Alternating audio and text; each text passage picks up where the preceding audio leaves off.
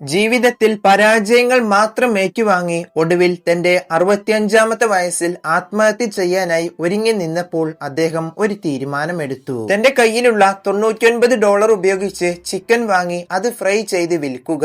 ആ ചിക്കൻ ഫ്രൈയുടെ പേര് പറഞ്ഞാൽ ഒരുപക്ഷെ നിങ്ങൾക്കറിയും, KFC. വർഷം 1890 സെപ്റ്റംബർ 9 അമേരിക്കയിലുള്ള ഒരു സാധാരണ കുടുംബത്തിലാണ് ഹർലാൻഡ് ഡേവിഡ് സാൻഡേഴ്സ് ജനിക്കുന്നത്. പക്ഷേ സാൻഡേഴ്സിന് വെറും 5 വയസ്സ് മാത്രം പ്രായമുള്ള സമയത്ത് അദ്ദേഹത്തിന്റെ അച്ഛൻ മരിച്ചു പോവുകയാണ്. തന്റെ അമ്മയും 3 മക്കളും അടങ്ങുന്ന ആ കുടുംബം അതോടുകൂടി കടുത്ത പ്രതിസന്ധിയിലായി. ജീവിക്കാൻ വേണ്ടി സാൻഡേഴ്സിന്റെ അമ്മ അവിടെ അടുത്തുള്ള ഒരു തക്കാളി ഫാക്ടറിയിൽ ജോലിക്ക് പോകുമായിരുന്നു. അമ്മ ഇങ്ങനെ ജോലിക്ക് പോകുന്ന സമയത്ത് വീട്ടിലെ മൂത്ത മകനായ സാൻഡേഴ്സ് ആയിരുന്നു അവന്റെ അനിയനെയും അനിയത്തിയെയും നോക്കിയിരുന്നത്. അങ്ങനെയിരിക്കെ സാൻഡേഴ്സിന് 12 വയസ്സുള്ള സമയത്ത് അദ്ദേഹത്തിന്റെ അമ്മ മറ്റൊരാളെ വിവാഹം കഴിച്ചു. നിർഭാഗ്യവശാൽ ആ ഒരു അച്ഛന് സാൻഡേഴ്സിനെ ഒട്ടും ഇഷ്ടമില്ലായിരുന്നു. വീട്ടിൽ എന്നും വഴക്കും ഉപദ്രവങ്ങളും മാത്രമായിരുന്നു. ഒടുവിൽ അതൊന്നും സഹിക്കവയ്യാതെ തന്റെ 13-ാമത്തെ വയസ്സിൽ ഡേവിഡ് സാൻഡേഴ്സ് തന്റെ വീട് വിട്ടിറങ്ങി. നമ്മളൊന്ന് ആലോചിച്ചു നോക്കണം, നമ്മളൊക്കെ 13-ാമത്തെ വയസ്സിൽ സ്കൂളിൽ പോയി കളിച്ചു നടക്കുന്ന പ്രായത്താണ് സ്വന്തമായി ഒരു നേരത്തെ ആഹാരത്തിന് വകയില്ലാതെ തെരുവിലേക്ക്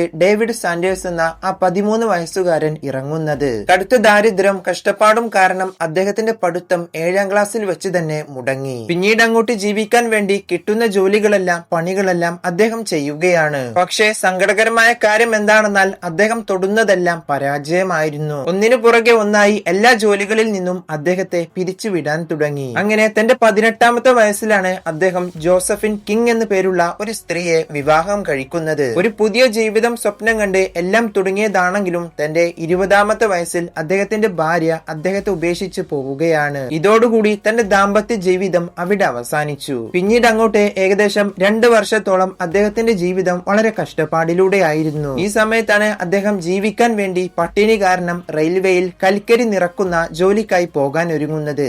പക്ഷേ നിർഭാഗ്യവശാൽ അവിടെയും അദ്ദേഹത്തിന് കാര്യമായി ഒന്നും നേടാൻ കഴിഞ്ഞില്ല. അത് കഴിഞ്ഞ് അവിടെ നിന്നും അദ്ദേഹം നേരെ അമേരിക്കൻ ആർമിയിൽ ചേരുന്നുണ്ട്. അവിടെ കുറച്ചുകാലം സേവനം അനുഷ്ഠിച്ചെങ്കിലും ചില പ്രശ്നങ്ങൾ കാരണം അദ്ദേഹത്തെ അവിടെ നിന്നും പുറത്താക്കുകയാണ്. പിന്നീട് അദ്ദേഹം അവിടെ അടുത്തുള്ള ഒരു ഹോട്ടലിൽ ക്ലീനറായി തൂപ്പുകാരനായി ജോലി ചെയ്യാൻ തുടങ്ങുകയാണ്. അവിടെ അങ്ങനെ കുറച്ചുകാലം ജോലി ചെയ്തതോടുകൂടി ആ ഹോട്ടലിന്റെ ഉടമകൾ അദ്ദേഹത്തെ ക്ലീനിങ് ജോലിയിൽ നിന്ന് ഒരു സപ്ലയർ ജോലിയിലേക്ക് ഒരു പ്രൊമോഷൻ മോഡലായിട്ട് അദ്ദേഹത്തെ മാറ്റുകയാണ്.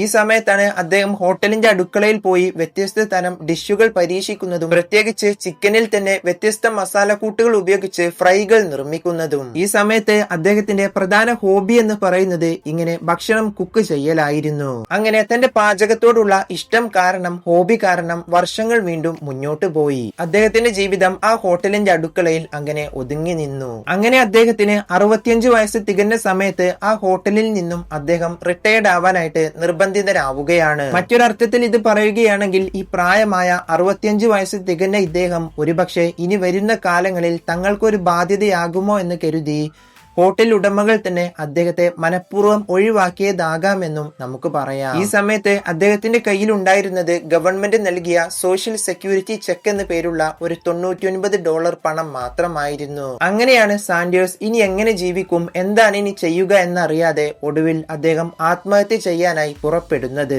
ആ കടുത്ത മാനസിക വിഷമത്തോടെ അദ്ദേഹം അവിടെ കണ്ട ഒരു മരത്തിന്റെ ചുവട്ടിൽ പോയിരുന്ന് തന്റെ ജീവിതത്തിലെ കഴിഞ്ഞുപോയ എല്ലാ കാര്യങ്ങളും ഒന്ന് ഓർക്കുകയാണ്. അതിൽ പരാജയങ്ങളുടെ മാത്രം വലിയ നീണ്ടൊരു ലിസ്റ്റ് ഉണ്ടായിരുന്നു. ഇതിനിടയിലാണ് അദ്ദേഹത്തിന്റെ മനസ്സിന് സന്തോഷം നൽകുന്ന ആ ഒരു കാര്യം, ആ ഒരു ചിന്ത വന്നത്. താൻ പണ്ടുകാലത്ത് ആ ഹോട്ടലിൽ സപ്ലയറായി വർക്ക് ചെയ്യുന്ന സമയത്ത് ഹോട്ടലിലെ അടുക്കളയിൽ വെച്ച് പരീക്ഷിച്ചു നോക്കിയ ഒരു ചിക്കൻ ഫ്രൈയുടെ റെസിപ്പി ആയിരുന്നു അത്. അദ്ദേഹം സ്വന്തമായി ഉണ്ടാക്കിയെടുത്ത ആ 11 തരം മസാല കൂട്ടുകൾ അടങ്ങിയ ചിക്കൻ ഫ്രൈ റെസിപ്പി. അങ്ങനെയാണ് അദ്ദേഹം ആ മരച്ചുവട്ടിൽ ഇരുന്ന് ഇങ്ങനെ ഒന്ന് ചിന്തിക്കുന്നത്, എന്തുകൊണ്ട് തനിക്ക് ഈ ചിക്കൻ ഫ്രൈ വീണ്ടും ഉണ്ടാക്കി അത് മാത്രം വിൽക്കുന്ന ഒരു തട്ടുകട സ്വന്തമായി തുടങ്ങിക്കൂടാ എന്ന്. പക്ഷെ അദ്ദേഹത്തിന്റെ കൈവശം ഉണ്ടായിരുന്നത് മുമ്പ് പറഞ്ഞതുപോലെ ഗവൺമെന്റ് നൽകിയ ആ $99 പണം മാത്രമായിരുന്നു.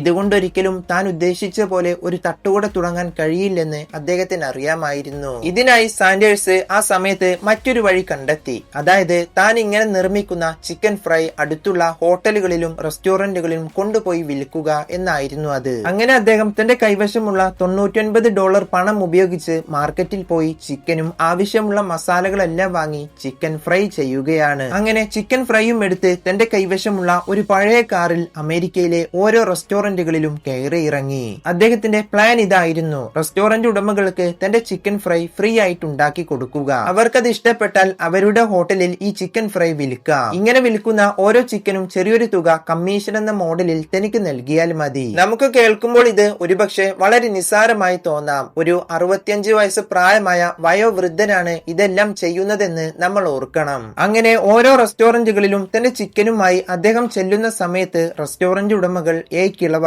നീയാണോ ചിക്കൻ വിൽക്കാൻ നടക്കുന്നത് എന്നൊക്കെ പറഞ്ഞ് കളിയാക്കി ആട്ടി ഓടിച്ചിരുന്നു. അദ്ദേഹം അവിടെയും തോറ്റുകൊടുക്കാൻ തയ്യാറായിരുന്നില്ല. ഒന്നും രണ്ടും തവണയല്ല അദ്ദേഹത്തെ റെസ്റ്റോറന്റ് ഉടമകൾ ആട്ടി ഓടിച്ചു വിട്ടത്, 1009 തവണയായിരുന്നു. അങ്ങനെ ഒരു ദിവസം 1010ാമത്തെ റെസ്റ്റോറന്റ് സാൻഡേഴ്സിനോട് ഒരു നിബന്ധന പ്രകാരം നിങ്ങളുടെ ചിക്കൻ ഫ്രൈ ഞങ്ങൾ വിൽക്കാമെന്ന് പറയുകയാണ്. അവർ വെച്ചിട്ടുള്ള നിബന്ധന ഇതായിരുന്നു: നിങ്ങളുടെ ചിക്കൻ ഫ്രൈ നിങ്ങൾക്ക് ഇവിടെ വെക്കാം, പക്ഷെ അത് വിറ്റുപോയാൽ മാത്രമേ ഞങ്ങൾ പണം നൽകുകയുള്ളൂ. വിറ്റുപോയില്ലെങ്കിൽ ഒരു രൂപ പോലും ഞങ്ങൾ നൽകില്ല.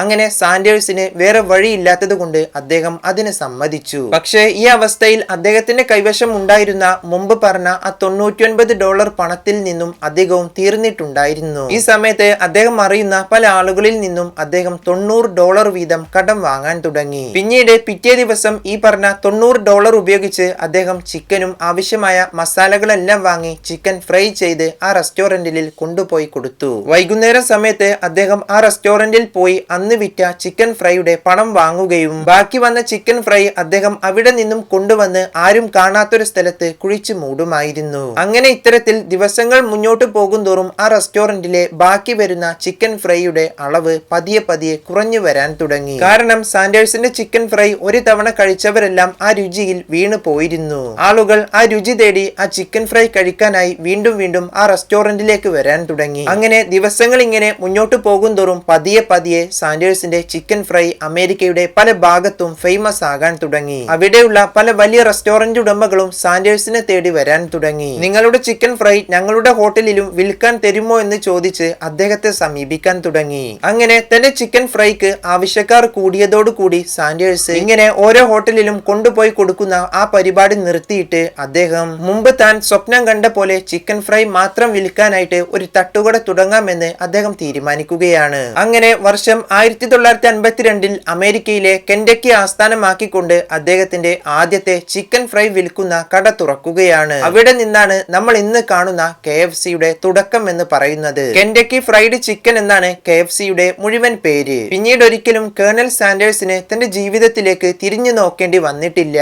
അദ്ദേഹത്തിന്റെ ചിക്കൻ ഫ്രൈയുടെ രുചി തന്റെ രാജ്യമായ അമേരിക്കയും കടന്ന് ഇന്ന് ലോകത്ത് വ്യാപിച്ചു കിടക്കുന്നത് 150 രാജ്യങ്ങളിലാണ്. ഇതിൽ തന്നെ 34,000-ത്തിലധികം വരുന്ന ഔട്ട്ലെറ്റുകളാണ് KFCക്ക് കീഴിലുള്ളത്. എല്ലാം നഷ്ടപ്പെട്ട് തൊട്ടതെല്ലാം പരാജയമായപ്പോൾ അവസാനമായി ആത്മഹത്യ ചെയ്യാൻ ഒരുങ്ങി നിന്ന സമയത്ത് തന്റെ കൈവിടാത്ത ആത്മവിശ്വാസം കൊണ്ട് മാത്രം നേടിയെടുത്ത ഒരു വലിയ വിജയമാണിത്. അങ്ങനെ വർഷം 1980 ഡിസംബർ 16 തന്റെ 90ാമത്തെ വയസ്സിൽ കേണൽ ഹെർലാൻഡ് സാൻഡേഴ്സ് ഈ ലോകത്ത് നിന്ന് വിട പറഞ്ഞു. അദ്ദേഹം മരിക്കുന്നതിന് മുമ്പ് ഈ ലോകത്തെ ഏറ്റവും വലിയ സമ്പന്നരായ ആളുകൾക്കിടയിൽ ഇടം നേടിയിരുന്നു. വെറും ഒരു തൂപ്പുകാരനായി ക്ലീനറായി ജോലി തുടങ്ങി തന്റെ 65ാമത്തെ വയസ്സിൽ വിജയം നേടിയ സാൻഡേഴ്സിന്റെ ജീവിതത്തിലും നമുക്ക് ഉപകാരപ്പെടുന്ന ഒരുപാടധികം കാര്യങ്ങളുണ്ട്. KFC ഇന്ന് മക്ഡൊണാൾഡ്സ് കഴിഞ്ഞു കഴിഞ്ഞാൽ ഇന്ന് ലോകത്തെ ഏറ്റവും വലിയ രണ്ടാമത്തെ വലിയ ഭക്ഷ്യ ശൃംഖലയാണ്. ഇതിലൂടെ സാൻഡേഴ്സ് നമ്മളെ അറിയിക്കുന്നത് പ്രായം വെറും ഒരു നമ്പർ മാത്രമാണെന്നാണ്.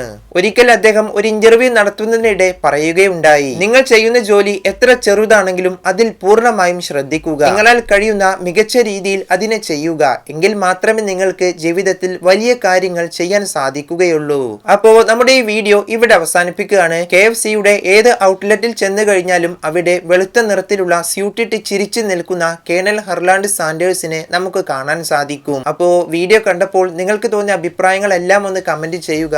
അപ്പോ അടുത്തൊരു വീഡിയോയുമായി കാണാം. ബൈ.